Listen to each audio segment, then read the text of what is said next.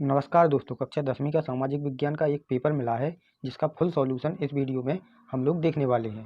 तो हो सकता है यह पेपर रियल भी हो, और यदि रियल नहीं भी होगा तो इससे आप लोगों की प्रैक्टिस ज़रूर हो जाएगी। तो दोस्तों बने रहिएगा वीडियो को अंत तक ज़रूर देखें। चलिए स्टार्ट करते हैं वीडियो को बिना समय गवाए हुए। दोस्तों स्वागत है आपका अपने चैनल टोटल मैथ पर। चलिए स्टार्ट करते हैं और देखते हैं प्रश्न क्रमांक पहला प्रश्न है इसमें, पेरियर राष्ट्रीय उद्यान कहाँ है? तो यह केरल में है। दोस्तों बहुत कम समय में इस पेपर का संपूर्ण सॉल्यूशन देने वाले हैं, तो वीडियो को अंत तक जरूर देखें। दूसरा प्रश्न है, हीराकुंड परियोजना संबंधित है? तो यह नर्मदा बेसिन से है। तीसरा प्रश्न है, फ्रांसीसी क्रांति हुई थी? तो यह 1789 में हुई थी, 1789 में। तीसरा प्रश्न है, रॉलेट एक्ट पारित हुआ? तो रॉलेट एक्ट 1919 में पारित हुआ। और दोस्तों 1919 में ही जलियांवाला बाग हत्याकांड हुआ था पंजाब के अमृतसर शहर में। अगला प्रश्न है, कोलकाता के द्वारकानाथ टैगोर 1830 से 1840 के दशक में प्रसिद्ध थे? तो क्या थे? ये उद्यमी के रूप में प्रसिद्ध थे। यदि दोस्तों यह पेपर नहीं भी आता है तो इससे आप लोगों की प्रैक्टिस ज़रूर अच्छी हो जाएगी, और आपने अभी तक कितना पढ़ा है उसकी भी जांच हो जाएगी कि अभी तक आप लोगों से कितना बनता है। देखते हैं अगला प्रश्न, मानव विकास रिपोर्ट हर साल जारी करता है? तो यह यूएनडीपी जारी करता है। आगे बढ़ते हैं दोस्तों और देखते हैं अगला प्रश्न। अगले प्रश्न में है, रिक्त स्थान की पूर्ति कीजिए। तो दोस्तों इन सभी प्रश्नों को आप लोगों को अच्छे तरीके से तैयार करके जाना है। और देखिएगा प्रश्न क्रमांक 2, रिक्त स्थानों की पूर्ति कीजिए।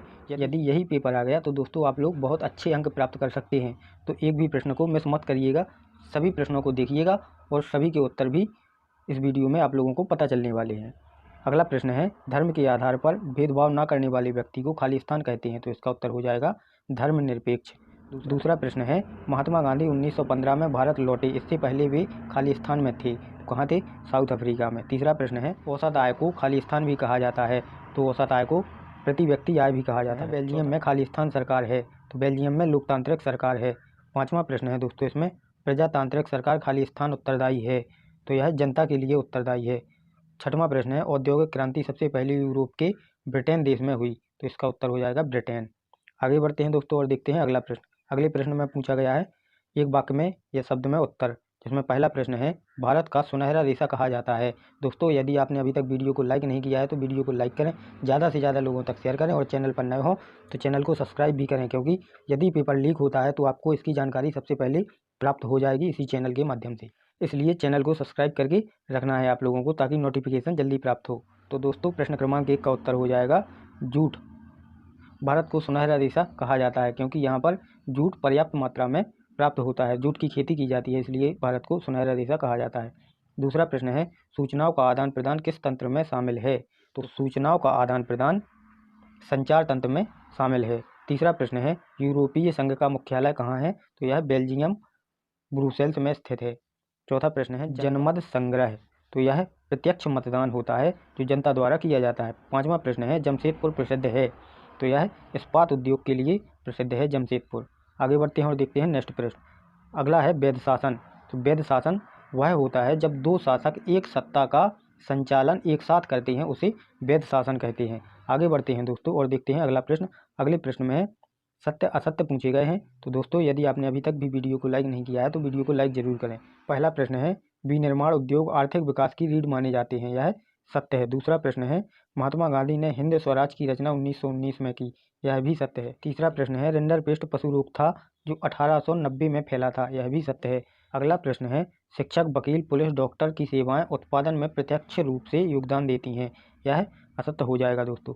आगे बढ़ते हैं और देखते हैं नेक्स्ट प्रश्न। पांचवें प्रश्न में पूछा गया है, महिलाओं के लिए पंचायतों में 1/3 स्थान आरक्षित है? यह सत्य है। और लास्ट प्रश्न है, लोकतंत्र का आधार गरिमा और आज़ादी है? यह भी सत्य है। दोस्तों बहुत कम समय में सभी प्रश्नों के सॉल्यूशन बता रहा हूँ। यदि वीडियो पसंद आती है तो वीडियो को लाइक ज़रूर करना है आप लोगों को, और एक प्यारा सा कमेंट करके ज़रूर बताना है कि आप लोगों को वीडियो कैसी लगी। अगला प्रश्न है जो वह है सही जोड़ी। तो सही जोड़ियों में देखिएगा आप लोग, पहला है आयल इंडिया लिमिटेड। तो इसका उत्तर हो जाएगा दोस्तों संयुक्त उद्योग, ई नंबर का संयुक्त उद्योग। और अगला है श्रीलंका की राजधानी, तो यह कोलंबो है। तीसरा है तूतीकोरन पत्तन, तो इसका हो जाएगा तमिलनाडु में है यह। अगला है मछली पालन, तो मछली पालन प्राथमिक क्षेत्र है। और पाँचवें नंबर का है बैंकों का बैंक, तो बैंकों का bank reserve bank of India, पाँचवें का हो जाएगा डी नंबर का। और अंतिम है जो असहयोग आंदोलन, तो यह 1920 में ही हुआ था। आगे बढ़ते हैं और देखते हैं प्रश्न क्रमांक 6। प्रश्न क्रमांक 6 से देखिएगा दोस्तों, इसी चैनल पर अध्यायवार इम्पोर्टेंट प्रश्न बताए गए थे, तो देखिएगा एक भी प्रश्न उससे बाहर नहीं है। आप लोग उन वीडियो को भी देखिएगा और इसको भी देखिएगा और मिलाइएगा, एक भी प्रश्न बाहर नहीं मिलेगा आपको। प्रश्न क्रमांक 6 है संसाधन के प्रकार और मृदा संसाधन क्या है। तो इसका उत्तर आप लोगों को 30 शब्द से कम नहीं लिखना है दोस्तों। इन सभी प्रश्नों के उत्तर आशा करते हैं कि आप लोगों को पता होंगे, याद होंगे। यदि नहीं है तो अच्छे तरीके से इन्हें तैयार कर लें। अगला प्रश्न है सातवां प्रश्न है जलोढ़ मिट्टी क्या है, और इसके अथवा में है संसाधन नियोजन के प्रमुख सोपान लिखिए। तो दोस्तों 8वां प्रश्न है जो इसके अथवा में पूछा गया है रबी और खरीफ की फसलों के 5 नाम लिखिए। तो दोस्तों यह सभी प्रश्न आप लोगों को बताए गए हैं कि जो आप लोगों को पढ़ के जाना है। प्रश्न क्रमांक 9 है विनिर्माण क्या है, उसके अथवा में है संयुक्त उद्योग क्या है। प्रश्न क्रमांक 10 है परिवहन के कौन कौन से साधन हैं, अथवा में है जल परिवहन क्या है। प्रश्न क्रमांक 11 है डिजिटल भारत क्या है, अथवा में है उसके 5 प्रमुख संचार साधनों के नाम लिखिए। प्रश्न क्रमांक 12 है जैविक युद्ध क्या है, और उसके अथवा में है निषेधाधिकार या वीटो पावर क्या है। प्रश्न क्रमांक 13वां है स्पिनिंग जेनी क्या है, और अथवा में है उसके औद्योगिकरण उत्पादन क्या है। प्रश्न क्रमांक 14 है गुटेनबर्ग कौन थे, उसके अथवा में पूछा गया है पंचांग क्या है। इन सभी प्रश्नों को अध्यायवार प्रश्न की सीरीज में आप लोगों को बताए गए हैं। यदि आपने अभी तक वह वीडियो नहीं देखी है तो वह वीडियो जरूर देखें, बहुत इंपॉर्टेंट प्रश्न हैं उसमें। यदि यह पेपर रियल नहीं होता है तो उन प्रश्नों से बाहर प्रश्न एक भी प्रश्न नहीं आएंगे किसी भी सेट में। आगे बढ़ते हैं दोस्तों। प्रश्न क्रमांक 15 है गैलीलियो कंपोजिटर क्या है, वर्नाक्यूलर क्या है। प्रश्न क्रमांक 16 है द्वितीयक क्षेत्र क्या है, और उसके अथवा में है प्राथमिक द्वितीयक और तृतीयक क्षेत्र के दो उदाहरण दीजिए।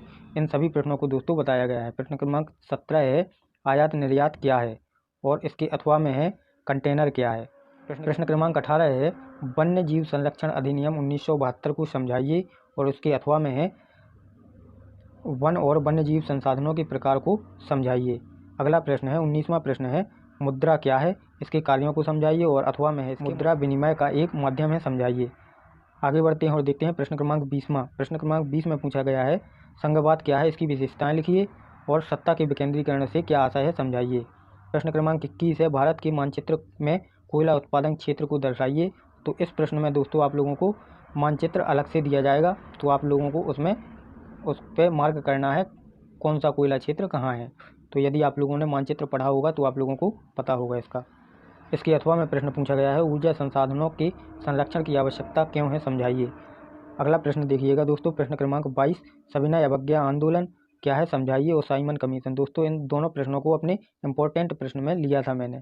यदि आपने नहीं देखा है तो बार बार बोल रहे हैं, आप उस वीडियो को जरूर देखें पेपर देने से पहले। 2 वीडियो में संपूर्ण सामाजिक विज्ञान के इंपॉर्टेंट प्रश्न बताए गए हैं, तो आप सभी प्रश्नों को पढ़ के जरूर जाएं। प्रश्न क्रमांक 23 है जो अंतिम प्रश्न है लोकतंत्र में राजनीतिक दलों की भूमिका समझाइए, और क्षेत्रीय दल व राजनीतिक दल के बीच अंतर समझाइए। तो दोस्तों यदि यह पेपर नहीं आता है तो आप मायूस मत होइएगा, क्योंकि आप लोगों की प्रैक्टिस तो चल ही रही है, और यदि कल सुबह तक भी पेपर प्राप्त होता है जो वायरल हो जाता है तो वह पेपर भी आप लोगों को वीडियो के माध्यम से दिखा दिया जाएगा, बता दिया जाएगा।